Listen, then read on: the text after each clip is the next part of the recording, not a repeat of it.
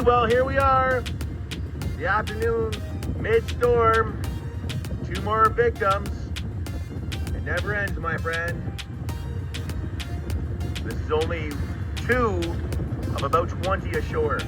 Adam's right, it never ends. Week after week, we get sent footage of people doing crazy things out there or around the water. And one thing I have started to learn, it seems like this week though, it's not just boaters. Sure, we've got Boneheaded Boaters of the Week, where we see all these boaters get out there on the water and do things they probably shouldn't do.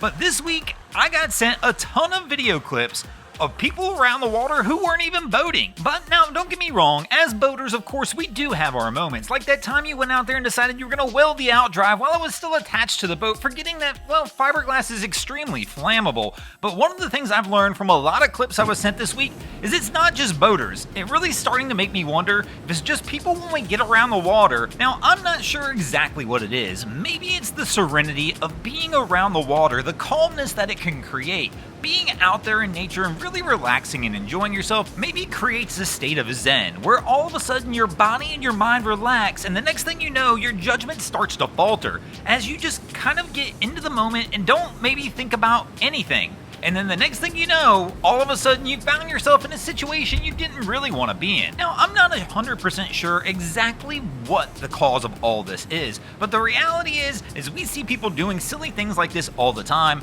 and we see it happen in situations where you're like, how did they not see that coming? Like our person here. She entered a beach that there happened to be nobody on. Even right here, the person who's filming this is standing on a sand dune that's approximately 20 feet elevated above the waterline. I mean, if you start walking down toward a beach and see that the beach is completely soaked, like water's been there and is probably coming back, you're definitely going to want to second guess that before you head down to the beach. Now, don't get me wrong, there are occasions where unexpected things will happen, but then it's all about reaction time. How fast can you get out of the way of danger? Again, being around the water, it seems like everybody's in more of a relaxed, chill mode. Nobody's in a rush to get anything done. That's why a lot of times when we actually see people in danger in the water, it's not typically the person who is in danger that saves themselves, it's somebody else who's thinking from a more realistic perspective that winds up jumping in to help them out. And it's unbelievable to me the amount of times I see people around the water trying to save everything else but themselves. I mean, the amount of times we see people try and save a cell phone down at Haulover Inlet versus saving themselves is unbelievable. And even this crew here,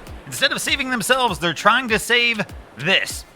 Now, this is Darwinism at its finest. I have no earthly clue who thought this was a good idea. My favorite part is, it's not just the people trying to pull it out of the water. Look at everybody just standing around it like, oh, let's see what happens here. I would not be anywhere near this scene if I saw that on my local beach. And again, somebody trying to save something besides themselves. I have no clue what made my guy think this was a great idea to jump in here and try and save this. I mean, really, all you needed was some rope and something moderately heavy that you could have tossed into the boat and tried to pull it over to you, but instead our guy decides, hey, let's just jump in and see if we can get it. Now, don't get me wrong, he flexes there at the end because he winds up saving it, but I'm sure he thought about that later after seeing the video footage that it wasn't the best idea, just like this isn't the best idea here. Now, not every boneheaded boater moment is caused by boaters doing something stupid. Sometimes things break and things go wrong, kind of like this situation here where the breakaway tongue, well, did just that. It actually broke away from the truck. Now, in this situation, not necessarily his fault. Something broke, something went wrong. He even had the safety chains on, but because it broke away at the point it did, it didn't really matter, and the boat winds up in the trees. And then some other boneheaded boater moments, well, they won't have much explanation at all. Like how something like this happens this fast is absolutely crazy, and the fact that there were still people jumping off this boat right at the end blows my mind. As soon as it started to lean like that, my butt would have been off. But again, sometimes things just happen quickly, and when we get out there on the water, we seem to have a little bit of a slower reaction time, so we always gotta stay on our toes and keep an eye around us and make sure we stay safe when we're out there boating or doing things around the water. Thanks for watching, crew. I hope you enjoyed this week's episode of Boneheaded Boaters of the Week.